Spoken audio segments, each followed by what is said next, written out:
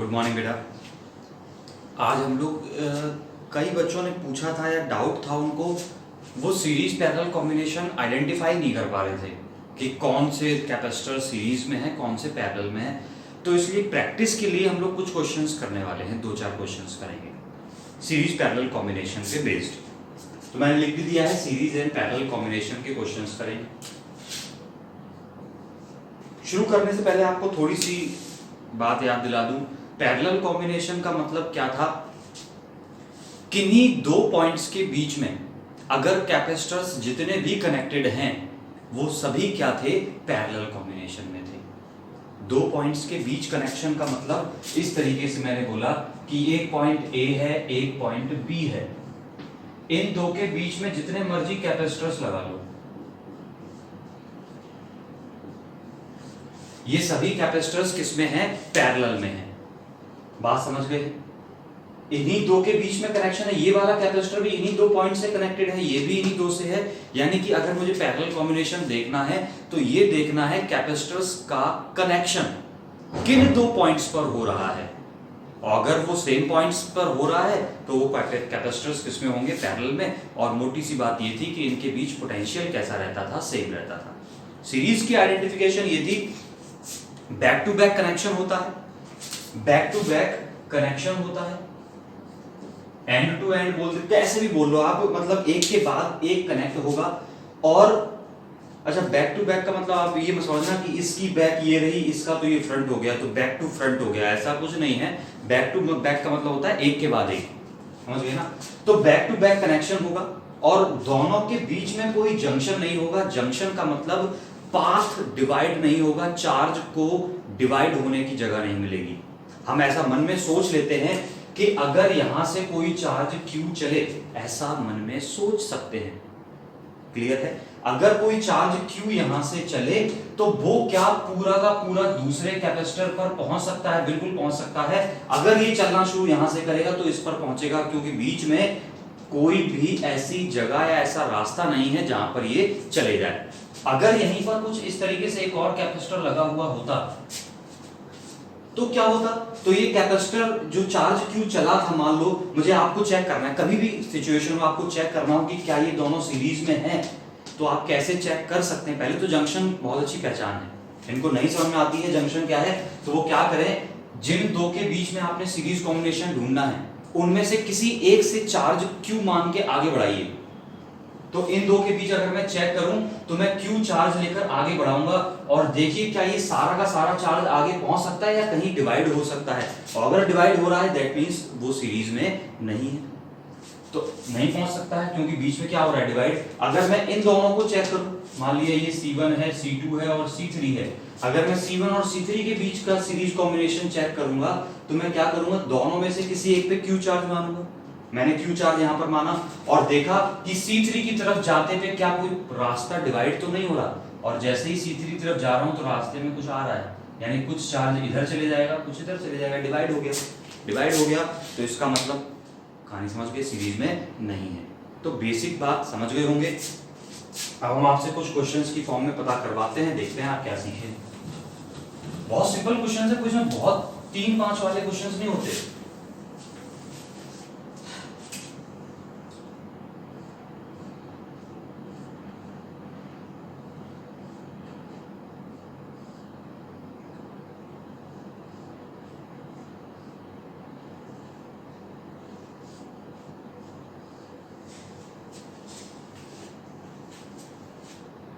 Three microfarad, 3 microfarad, 3 microfarad, ये एक battery है V।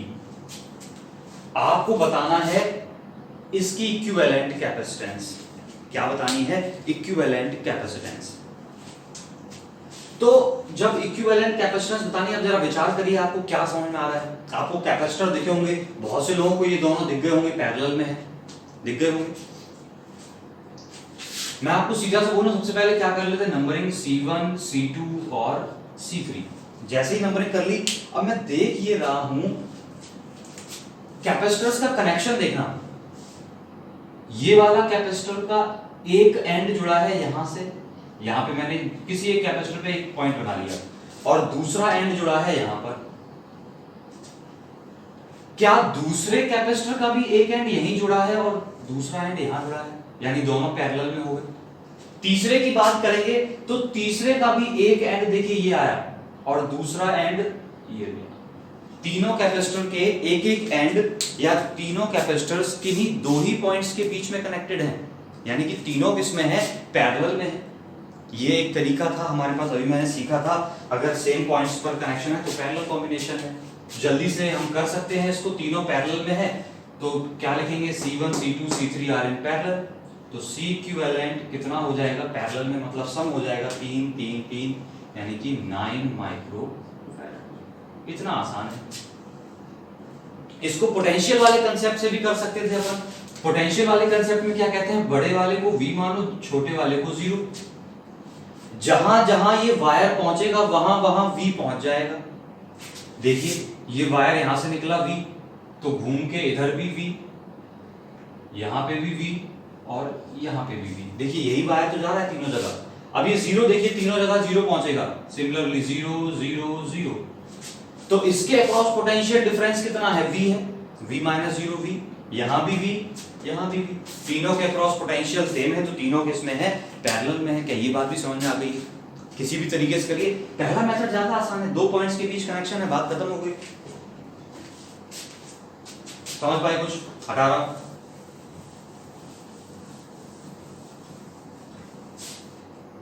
दूसरा देखिए,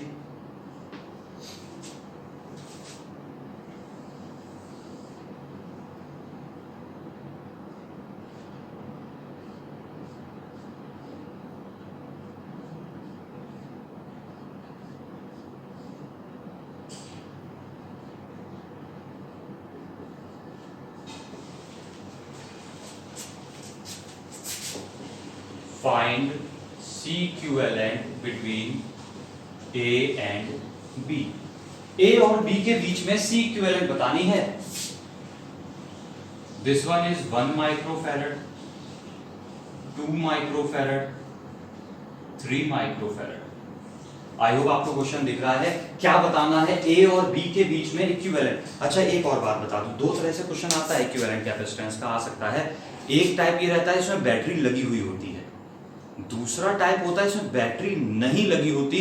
क्या दिए होते हैं, दो पॉइंट्स दिए होते हैं, और जब दो पॉइंट्स दिए होते हैं जैसे यहां पर दिया गया है कि A और B के बीच में आपको क्या बतानी है, इक्विवेलेंट कैपेसिटेंस। तो मैं एक बात आपको बता रहा हूं, जिन दो पॉइंट्स के बीच निकालनी है आपको इक्विवेलेंट कैपेसिटेंस, उनके बीच एक बैटरी फर्जी वाली हम एज्यूम कर सकते हैं। सुन पाए कुछ? दो पॉइंट्स यदि A और B, उनके बीच हम एक बैटरी एज्यूम कर सकते हैं, यानी कि उनके बीच कुछ पोटेंशियल डिफरेंस माना जा सकता है। तो A और B के बीच मुझे निकालना है। अब आप फिर पहचानिए कि बड़ा सिंपल सा ही है कि क्या इक्विवेलेंट कैपेसिटेंस होगी। पॉज करके एक बार जल्दी से सोचिएगा, हमें तो दिख रहा है। अच्छा बताना जरा, 1 और 2 के बीच को C1 C2 C3 कर लेते हैं। मान लिया C1 C2 और दिस वन इज C3। आप जल्दी से देखिए और ये बताइए कि C1 और C2 के बीच क्या सीरीज कॉम्बिनेशन है? क्या पहचान थी? Back to back connection without any junction. अब देखिए C1 से C2 जुड़ा तो है बैक टू बैक, लेकिन बीच में क्या पड़ गया है, जंक्शन पड़ गया है। देखिए C3 की तरफ भी डिवाइड हो सकता है चार्ज, तो एक जंक्शन है, इसलिए सीरीज कॉम्बिनेशन नहीं है। बड़ा सिंपल सा लॉजिक है। तीनों कैपेसिटर्स का एक एक प्लेट कनेक्टेड है A से, देख लीजिए दिख रहा होगा।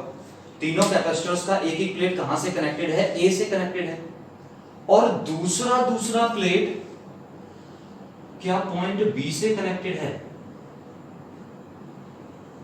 दिख गया है। दूसरा प्लेट क्या पॉइंट B से कनेक्टेड है, और B से कनेक्टेड है, तो ये फिर से क्या हो गया है, पैरेलल कॉम्बिनेशन। तीनों किसमें है, पैरेलल में है, तो C इक्विवेलेंट कितना हो गया, तीनों को ऐड कर लीजिए, 1 2 3 और 3 6 माइक्रोफैराड। कितना हो गया है, 6 माइक्रोफैराड। और अगर आप इसको बैटरी के पोटेंशियल वाले लॉजिक से देखना चाहते हैं तो वैसे भी दिखा सकता हूं। मान लिया यहां पर पॉइंट A है, A और B के बीच में एक लगा दी अपन ने बैटरी, बड़े वाले को V, छोटे वाले को 0। देखा?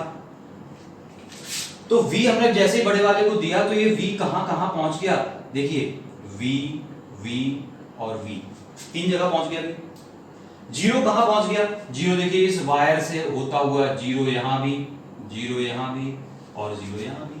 तो तीनों के अक्रॉस पोटेंशियल देखना v v और v, तीनों किसमें पैरेलल में। पैरेलल में तो आपका आंसर आ चुका है 6 माइक्रोफैराड। बड़ा ही आसान क्वेश्चन है ये, आपको सीरीज पैरेलल देखने की जरूरत है बस। आई थिंक आप देख चुके होंगे। अगला कर रहा हूं,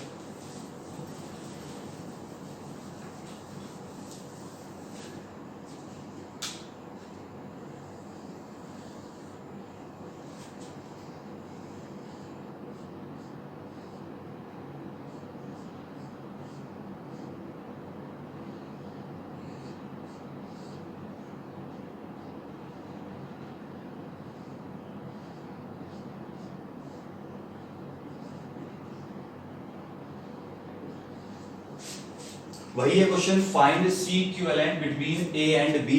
ए और बी के बीच में सी इक्विवेलेंट बताना है। अब मैं कैपेसिटेंस आपको क्या दे रहा हूं, मान लीजिए ये सी है और सी है and this one is 3C। इसकी capacitance C, this is 3C। अब एक बार आप सोचिए क्या क्या करेंगे इसका, कुछ समझ में आ रही है बात? फिर से वही बात, ए और बी के बीच इक्विवेलेंट कैपेसिटेंस बतानी है मुझे। जरा देखने की कोशिश करना, नंबरिंग कर लेते हैं C1 C2 C3 और C4। जरा देखना कि क्या कोई सीरीज पैरेलल नजर आ रहा है आपको। जरा ध्यान से देखना, C1 C2 और C3 इनका अभी अभी सीखा था, एक एक पॉइंट यहां पर कनेक्टेड है और दूसरा पॉइंट कहां से कनेक्टेड है, बी से कनेक्टेड है। यानी कि हम क्या बोल सकते हैं कि C1 C2 और C3 आपस में किसमें है, पैरेलल में है।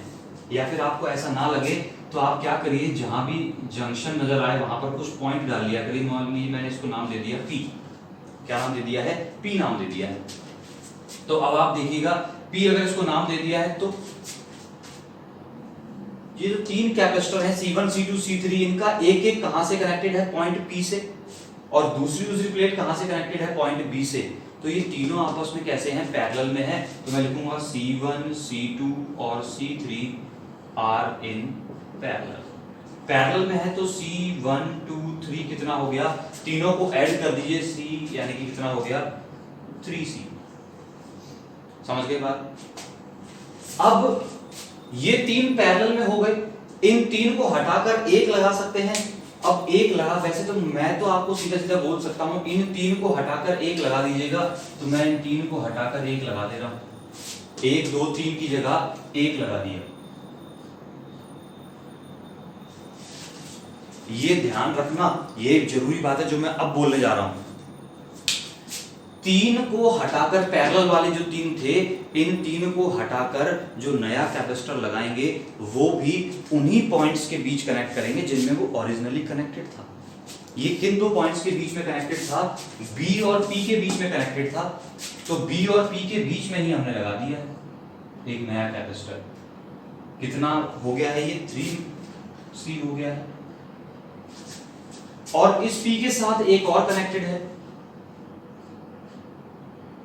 और ये रहा पॉइंट A और ये रहा पॉइंट B। अब जरा देखना, A से चले अगर हम, ये भी कितना है हमारे पास 3C है। ये दोनों आपस में किसमें कनेक्टेड हैं, क्या सीरीज में है? इन दोनों के बीच बैक टू बैक कनेक्शन है और कोई भी जंक्शन नहीं है। और कोई भी जंक्शन नहीं है तो ये दोनों किसमें कनेक्टेड है, सीरीज में कनेक्टेड है। और सीरीज में कनेक्टेड है तो मैं बोल सकता हूं, आपको पता होगा, दो इक्वल कैपेसिटर्स हैं, आइडेंटिकल कैपेसिटर्स हैं, सीरीज में है, तो इक्विवेलेंट कैपेसिटेंस कितनी हो जाएगी, उनकी आधी, 3C/2। बात सीख गए हैं। कई लोग इसी डायग्राम को दूसरे तरीके से बना सकते हैं, जो मैं आपको बताना जरूर चाहूंगा। एक बार देख लेना, एक बार वो भी तरीका सीख लेना। पॉइंट P से 1 2 और 3 कैपेसिटर कनेक्टेड हैं। पॉइंट P से 1 2 3 कैपेसिटर कनेक्टेड हैं।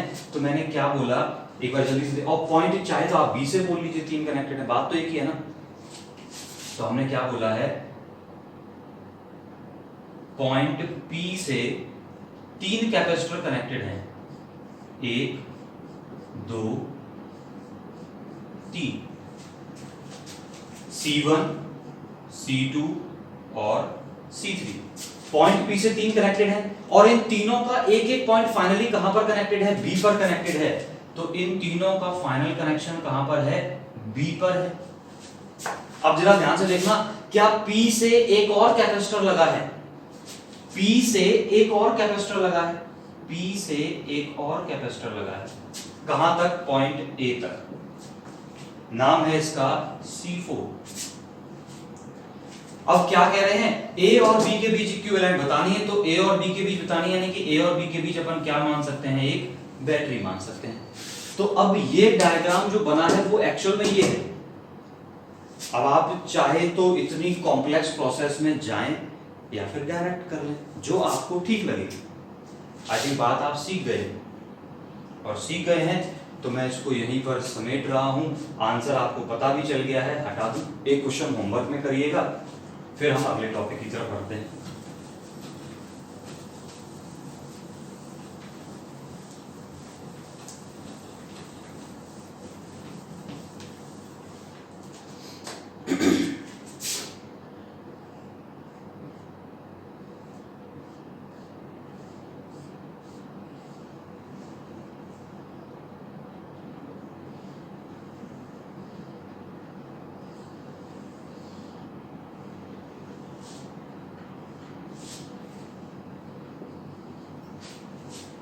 क्वेश्चन नंबर 4 हो गया है, दिस इज योर होमवर्क। ये भी C है, ये भी C है, ये भी C है। Find C equivalent between A and B। A और B के बीच में आपको इक्विवेलेंट कैपेसिटेंस फाइंड करनी है, ये आपको होमवर्क में करना है। हटा दूं।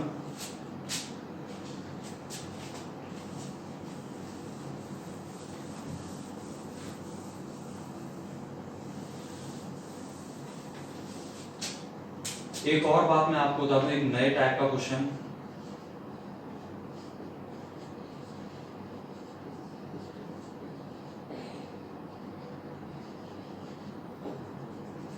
Condition of Wheatstone bridge. अच्छा एक और बात, हम लोग या मेरी एक प्लानिंग है कि हम लोग आने वाले टाइम में, हम लोगों ने जैसे कि जूम भी ट्राई किया था लाइव क्लासेस के लिए, और भी कई ऐप्स ट्राई किए थे लाइव क्लासेस के लिए, बट वो इंटरेक्शन जैसा क्लटर फ्री होना चाहिए था, काफ़ी ज़्यादा नॉइज थी उसमें। तो मैं ये चाह रहा था कि हम लोग यूट्यूब पे लाइव से जुड़ें। यूट्यूब का जो लाइव है उसमें क्लटर नहीं रहती है, वो स्मूथ चलता है, जहाँ तक मेरा लोगों के साथ एक्सपीरियंस है, लोगों से सुना है मैंने। तो हम लोग YouTube पे लाइव कर सकते हैं, वीक में 1 या 2 लाइव कर सकते हैं, बट उसके लिए एक जरूरी रिक्वायरमेंट है, वो आप लोग फुलफिल कर सकते हैं। वो रिक्वायरमेंट ये है कि there must be at least 1000 subscribers to initiate the live classes. तो वो आप लोग अपने फ्रेंड्स को बोलिए कि क्या कहते हैं, सब्सक्राइब करने के लिए बोलिए, ताकि हम लोग लाइव क्लासेस यूट्यूब पे ही स्टार्ट कर सकें। वो वीक में एक डाउट क्लास या लाइव क्लास रहने से हम लोगों के जितने भी आपके डाउट्स बचते हैं, वो आप बताते हैं, वो हम लोग सॉल्व कर सकते हैं।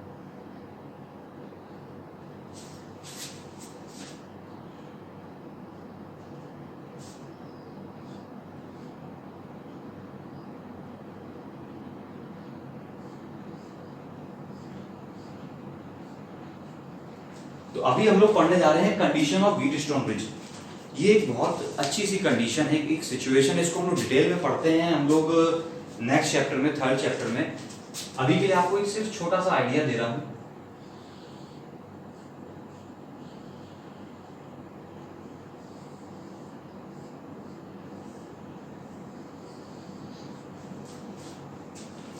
ये डायग्राम बना है आपके पास, या फिर मैं इसको इस तरीके से भी बना सकता था। दोनों आइडेंटिकल बातें ही हैं।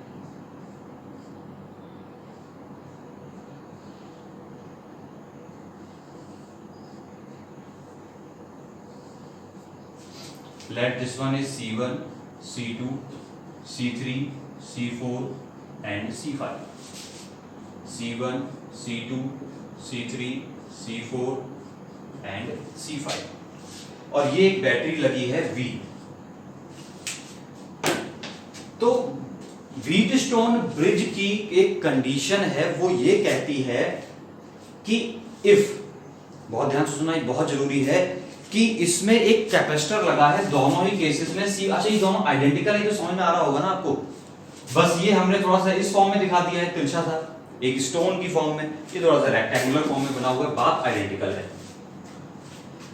यानी कि एक स्क्वायर है, कुल मिला के बोले तो एक स्क्वायर टाइप की शेप है, रेक्टेंगल टाइप की शेप है, सभी साइड्स पर एक एक कैपेसिटर लगा है, दो डायगोनली अपोजिट पॉइंट्स हुए, किन्हीं एक पेयर के अक्रॉस एक कैपेसिटर लगा है और दूसरे के पास एक बैटरी लगी है।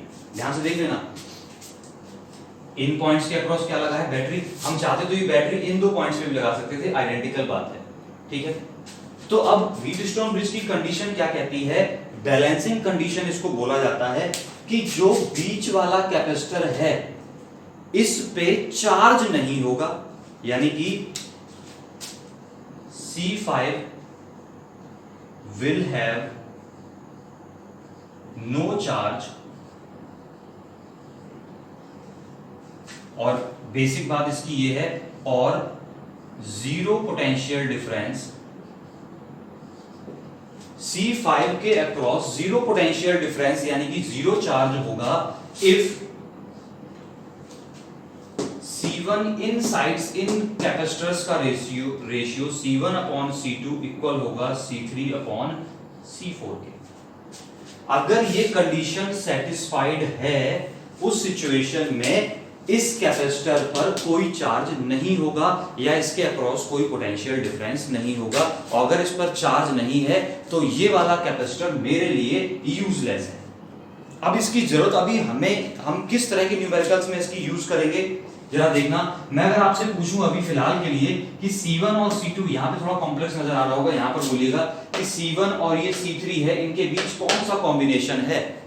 तो C1 और C3 के बीच कॉम्बिनेशन की बात सुन के आपको थोड़ा सा चक्कर आएगा कि C1 और C3 back to back connected तो है, but there is a junction between them. इनके बीच में क्या है, जंक्शन है, कि ये सीरीज में नहीं है।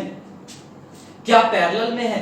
पैरेलल में होने के लिए इनका कॉम्बिनेशन किन्हीं दो सेम पॉइंट्स पर होना चाहिए था, इनका कनेक्शन वो भी नहीं है, इनका कनेक्शन सेम पॉइंट्स पर, यानी कि ना तो ये सीरीज में समझ में आ रहे हैं ना पैरेलल में समझ में आ रहे हैं। और तो हम इसको फिर सॉल्व कैसे करेंगे? इसको सॉल्व करने के और भी कई तरीके हैं, लेकिन एक सिंपल मेथड है, वो स्पेशल केस के लिए है। अगर ये कंडीशन सेटिस्फाइड होती है, अगर ये कंडीशन सेटिस्फाइड हुई, यानी कि इन दोनों का रेशियो इन दोनों के रेशियो के इक्वल हुआ, अगर ऐसा हुआ उस केस में C5 पर चार्ज नहीं होगा। बहुत ध्यान से एक बात सुनना, उस केस में C5 पर चार्ज नहीं होगा, और C5 पर चार्ज नहीं होगा तो उसको हम यहां से क्या कर लेंगे, रिमूव कर लेंगे। और जैसे ही रिमूव किया तो आपको क्वेश्चन बड़ा आसान लगने लगा होगा। क्या लगने लगा है कि ये दोनों सीरीज में हो गए, क्योंकि बीच का जंक्शन खत्म, ये दोनों सीरीज में हो गए, आपस में पैरेलल में हो गए। कुछ दिखाई दिया? सीरीज सीरीज आपस में पैरेलल, निबट गया क्वेश्चन। अरे कुछ समझे? और अगर समझ गए हैं तो हम ये बात करने जा रहे हैं C5 will have no charge, यानी कि इट कैन बी, कंक्लूजन क्या निकला हमारे पास, कंक्लूजन, ये कंक्लूजन लिखा है बहुत बढ़िया सा, क्या है, C5 can be removed, C5 को हम रिमूव कर सकते हैं। तो अब इससे बेस्ड क्वेश्चन देखते हैं एक बार, और देखते हैं, आपने इतना नोट कर लिया condition of Wheatstone bridge.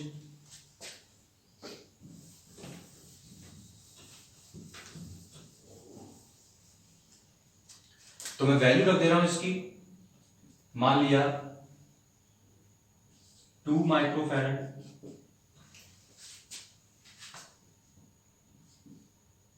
4 microfarad, 8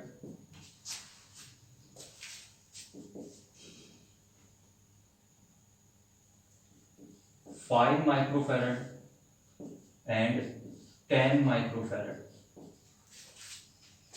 आपको दिख गई होंगी वैल्यूज, और ये C5 की वैल्यू मैंने बोल दी 5 माइक्रोफैरड है। C5 की वैल्यू, सारी वैल्यूज दिख गई हैं। अब हमें इसकी इक्विवेलेंट कैपेसिटेंस बतानी है। तो मैंने क्या बोला, सबसे पहले जब इस तरह का डायग्राम दिखे, इस तरह का या ना भी दिखे, आपको 4 या 5 कैपेसिटर लमसम दिख रहे हो, तो आप वहां पर क्या करिए, एक बार व्हीटस्टोन के लिए चेक, आपको अपने आप एक स्मेल सी आ जाएगी व्हीटस्टोन की, क्योंकि रेशियो आप देखिए जरा, अपने आप दिख रहे होंगे 2 और 4। C1/C2 कितना हुआ, 1:2 हुआ। C3/C4 भी क्या 1:2 हुआ, 5 दूनी 10, 2 दूनी 4। आपको अपने आप स्मेल आएगी, जब आप थोड़ा सा हैबिचुअल हो जाएंगे, आपको खुशबू आया करेगी कि हाँ ये व्हीटस्टोन ब्रिज हो गया है, लेकिन फिर भी चेक जरूर करिएगा। तो मैं यहां पर क्या बोल रहा हूं, इन दी डायग्राम या in the question C1/C2 is equal to C3/C4 satisfied है। सेटिस्फाइड है इसका मतलब हमारे लिए C5 कैसा है, जो C5 यानी कि डायगोनली लगा हुआ कैपेसिटर बेकार है, और वो बेकार वाले कैपेसिटर को अपन यहां से क्या कर लेंगे, रिमूव कर लेंगे। और रिमूव कर लेंगे तब आप मेरी कहानी बहुत पहले से जान चुके हैं कि ये दोनों सीरीज में, ये दोनों सीरीज में आपस में पैरेलल है। तो अब सीरीज में इसको सॉल्व कर पाएंगे क्या आप? तो मैं लिख देता हूं C1,3 या C1 and C3 are in series. C1 और C3 सीरीज में है। आप में से कई लोगों को याद होगा कि इनका इक्विवेलेंट कैसे निकालेंगे अपन, सिखाया था दो कैपेसिटर्स के लिए, प्रोडक्ट अपॉन सम। प्रोडक्ट अपॉन सम करेंगे तो this is 10 divided by 7 microfarad. अब पुराना जिसको नहीं देखा होगा वो कंफ्यूज हो जाएगा क्या कर दिया। सिमिलरली C2 और C4 भी किसमें है, सीरीज में है, तो हम बोलेंगे C2 and C4 are in series. अगर ये भी सीरीज में है तो C24 की वैल्यू क्या हो गई, प्रोडक्ट अपॉन सम, प्रोडक्ट यानी कि 40, सम यानी कि 40। थोड़ा सा इसको छोटा कर लीजिए, दैट इज 20/7 माइक्रोफैरड। 2 से काटा 20 बार, 2 से काटा 7 बार। अब ये आपस में किसमें है, पैरेलल में है, ये दिख जाता है। इन दोनों को समेट दिए, क्या लगा दिए इन दोनों की जगह, एक कैपेसिटर लगा दिए। इन दोनों को हटा दिए, इन दोनों की जगह भी एक कैपेसिटर लगा दिए। क्या पैरेलल में नजर आ गए हैं आपको? थोड़ा नजर शार्प करिए, एक ही पॉइंट से कनेक्टेड हैं। पैरेलल में तो मैं क्या लिखूंगा, C13 and C24 are in parallel. अगर पैरेलल में है तो C इक्विवेलेंट क्या हो गई, इनका सम हो गई। 10/7 प्लस 20/7 और जोड़ देंगे, दैट इज 30/7 माइक्रोकूलम। कैलकुलेशन वगैरह चेक कर लीजिएगा और बताइएगा। आई थिंक इतनी बात क्लियर है, सीख गए हैं आप कुछ। क्वेश्चन चेंज करूं, हटा रहा हूं। व्हीटस्टोन ब्रिज की कंडीशन समझ गए हैं?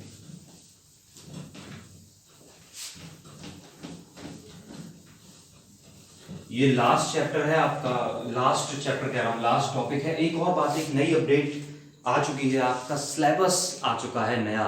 वो टॉपिक्स आ चुके हैं मेरे पास जो कट कर दिए गए हैं आपके बोर्ड एग्जाम से।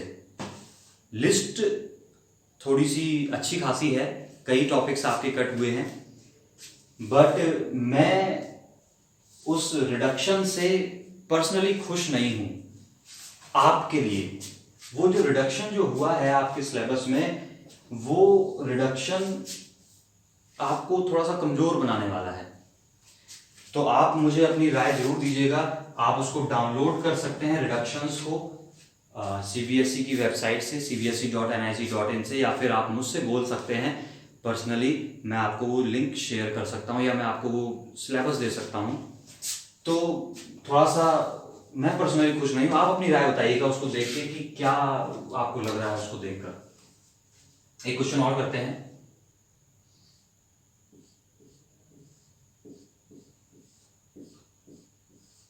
ये तो सर वही क्वेश्चन लग रहा है जो अभी होमवर्क में दिए हैं आप।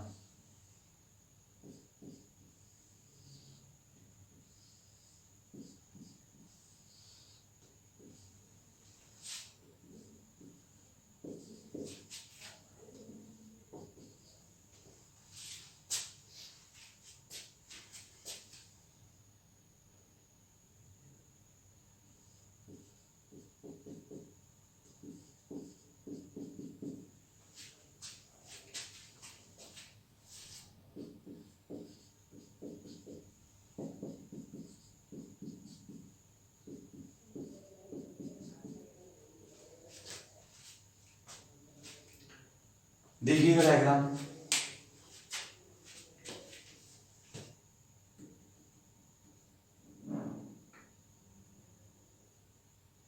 देखिए डायग्राम, आपको बताना वही है, find C equivalent between A and B, A और बी के बीच की सी इक्विवेलेंट बतानी है। अब जरा ध्यान से देखना, आपको अभी कुछ नहीं दिख रहा है इसमें, इस डायग्राम में, लेकिन एक खुशबू आ रही है, 2 3 6 5 3 15, देखिए खुशबू, 2 3 6 5 3 15, और जो ये खुशबू आ रही है ना, ये हमें दिखा रही है कि कहीं ना कहीं देयर इज ए पॉसिबिलिटी, ऐसा कंपलसरी नहीं है, पॉसिबिलिटी है कि वीट स्टोन हो सकता है, और अगर पॉसिबिलिटी है तो उसको हम एक बार चेक जरूर करेंगे। तो हम कैसे, उसमें तो डिजाइन बहुत अच्छी सी बनी थी सर, ये तो बहुत बुरी है डिजाइन, कुछ नहीं है, डिजाइन से कंफ्यूज नहीं होना है बिल्कुल भी। आपको जब भी थोड़ा सा कॉम्प्लेक्स सिस्टम लगे, आपको समझ में ही ना आए क्या हो रहा है, तो मैं आपको एक तरीका बताता हूं। आप क्या करिए, जितने भी आपको बीच में जंक्शंस दिख रहे हैं उन सबको कुछ नंबरिंग कर लीजिए, जंक्शन जितने हैं उनको कुछ नेमिंग कर लीजिए, नंबरिंग का मतलब नेमिंग कर लीजिए, जैसे ए और बी 2 पॉइंट्स पहले से हैं आपके पास, अब जंक्शन मुझे दिख रहा है, अब इसको आप जंक्शन मत बोल देना, ये तो ए पॉइंट है ही, चाहे ए यहां लिख लो चाहे ए यहां लिख लो, बात बराबर ही है, बिकॉज यहां पे एक कंडक्टिंग वायर लगा है। सिमिलरली ये बी यहां लिख दो चाहे यहां लिख दो, बात बराबर है, क्योंकि ये क्या है। अच्छा, ये आप बोलेंगे सर ये क्या मतलब है, हम पोटेंशियल के हिसाब से बात करते हैं, चाहे बी यहां लिखो चाहे बी यहां लिखो, जो पोटेंशियल यहां पर है वही तो यहां पर है, क्योंकि वायर से ही तो कनेक्टेड है। तो अब 2 पॉइंट्स बचे, जैसे ये एक पॉइंट दिख रहा है आपको सी, ये एक पॉइंट दिख रहा है, इसको नाम दे दिया डी। ये मेरी बात समझिए आप क्या होगा, तो मैंने क्या बोला, जब कॉम्प्लेक्सिटी बढ़ती जाए तो अपनी मर्जी से जंक्शंस को नंबर दे दीजिए, कुछ नाम डाल दीजिए उनके।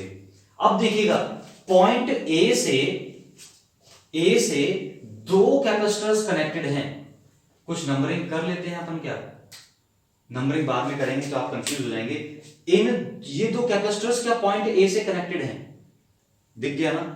तो मैं पॉइंट ए से अपनी मर्जी से एक मैंने पॉइंट ए बना लिया है, ये लीजिए पॉइंट ए बना लिया, पॉइंट ए से 2 कैपेसिटर्स कनेक्टेड हैं, एक ये रहा एक ये रहा, वैल्यू और लिखते जाइएगा, इसकी वैल्यू है 2 माइक्रोफैरड, मैं माइक्रो नहीं लिख रहा हूं, और इसकी वैल्यू है 6 माइक्रोफैरड, दिख गई होगी। और ये आपको दिख रहे हैं क्या, पॉइंट ए से 2 कैपेसिटर्स कनेक्टेड हैं, एक गया है पॉइंट सी तक और एक गया है पॉइंट डी तक, तो 6 पॉइंट हो गया सी, और 2 वाला कहां तक कनेक्टेड है, डी तक कनेक्टेड है, इसको नाम दे दिया है डी। इतनी बात दिख गई है। इसके बाद अब एक बात सुनिएगा, क्या सी और डी के बीच में एक और कैपेसिटर कनेक्टेड है, ये अब जो डायग्राम में दिख रहा है वही मैं बना रहा हूं, और मुझे इतना देर में बना रहा हूं ताकि आपको समझ में आए। सी और डी के बीच में कनेक्ट हो गया, कितना है वो, 5 माइक्रोफैरड है, माइक्रो नहीं लिख रहे थे हम लोग। अब बात करते हैं, थोड़ा आगे बढ़ते हैं, जरा ध्यान से देखना, एक और पॉइंट है दूसरी तरफ बी, इस बी से भी तो 2 कैपेसिटर कनेक्टेड दिख रहे होंगे आपको, कौन कौन से, एक बी से डी के बीच में है और एक बी से सी के बीच में, देखा बी से सी के बीच में। तो हम क्या करते हैं, एक पॉइंट बी से डी तक एक कैपेसिटर कनेक्ट कर देते हैं, ये ले लीजिए, मान लिया पॉइंट कितना है, बी है, और बी से डी के बीच में एक कैपेसिटर कनेक्ट कर दिया, कितना है, 5 माइक्रोफैरड है, और इसी बी से सी तक कितना कनेक्टेड है, 15 माइक्रोफैरड। क्या ये डायग्राम बन गया है हमारे पास, जो ये था वही ये है, बट ये थोड़ा सा परिचित लग रहा है, हमें देखा हुआ लग रहा है, क्या लग रहा है, 2 3 6 5 3 15, रेशियो देखिए 2/6, 2/6 का रेशियो, इन दोनों का रेशियो क्या, इन दोनों के इक्वल है, 5/15, बिल्कुल इक्वल है, 1/3 1/3। अगर ऐसा है तो आप मेरी बात समझ गए होंगे, हम क्या करेंगे, ये 5 माइक्रोफैरड का कैपेसिटर मेरे लिए बेकार है, इसको हटा के फेंक देंगे, और जैसे इसको हटा के फेंकेंगे कहीं तुम घर जाओ, और ये अगर जैसे ही घर जाएगा तो आपको दिख गया होगा ये सीरीज आपस में पैरेलल, सॉल्व कर लीजिएगा, आंसर बता दीजिएगा कमेंट बॉक्स में कितना आया। एक और होमवर्क बनता है अपने लिए, जरूरी है, हटा रहा हूं इसको। बात सीखे थे क्या करना है, जंक्शंस को नंबरिंग दे दी,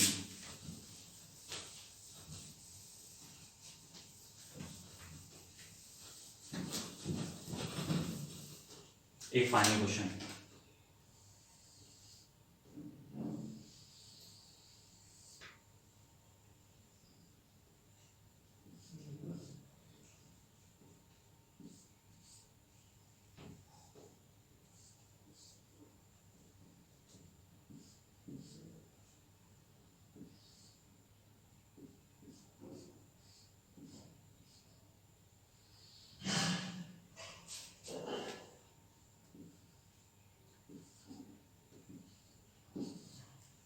क्वेश्चन है find C equivalent between A and B. A और बी के बीच में सी इक्विवेलेंट फाइंड करिए। इसकी कैपेसिटेंस भी सी है, इसकी भी सी है, इसकी भी सी है, इसकी भी सी है, सब सी है। और आपको क्या करनी है, ए और बी के बीच में, ये रहा पॉइंट ए और ये रहा पॉइंट बी, ए और बी के बीच में इक्विवेलेंट कैपेसिटेंस बतानी है। करके लाइएगा। अब एक बात, दो तीन बातें आज की बता दी। पहली मैंने आपको बता दी है लाइव क्लासेस के बारे में, आपको उसके लिए क्या करना है। दूसरा, चैप्टर बूस्टर इसका प्रिपेयर्ड है, वो आपको टेलीग्राम चैनल पे मिल जाएगा, लिंक आपको पता ही है। तीसरा, इसका असाइनमेंट भी रेडी होने वाला है और हम लोग बहुत जल्द थर्ड चैप्टर शुरू करने वाले हैं, तो आपको असाइनमेंट भी मिल जाएंगे आज या कल, जब वीडियो आएगा तब मिल जाएंगे। तब तक के लिए आप होमवर्क करते रहिए। All the best, good bye.